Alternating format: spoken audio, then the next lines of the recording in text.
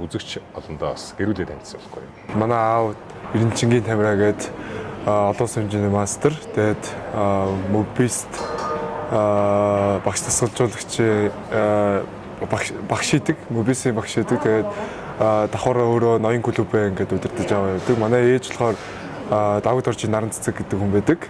Бас хөлөөлөл спортын мастер.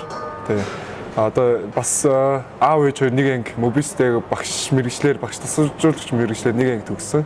Гэтэ одоо ээж маань яг нэг мэрэгчлэр ажиллахгүй дараа нь дахиж сураад одоо нэг нягтлан санхүүгийн хүн.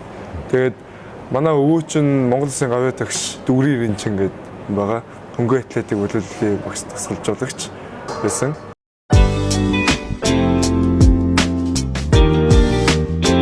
Хангал гэдэг нэрний талаар бас яриач. Хэн өгсөн, аав чинь өгсөн үү, ээж чинь өгсөн үү? Ээж ааваас зүрсээр байгаа гэсэн гэсэн. Эхлээд битээр эмүүжин гэж нэр өгье гэдэг. Би тэрэнд нэтгэдэггүй байсан аахгүй. Чи яг тэр нэвтрүүлэг үзчихэд сонсон чи нэрээ эмүүжин гэдэг нэр өгнө. Тэгсэн чи ээж тэрнээс зүрх наа чи эрэхтэй хөвгт ингээ юу гэж эрэхтэй хөвгтөд ийм эмүүжин гэдэг нэр өгч өгдөө ингээ. Манай нутгийн хангал гэдэг нуурын нэрээр хөөгээд нэр.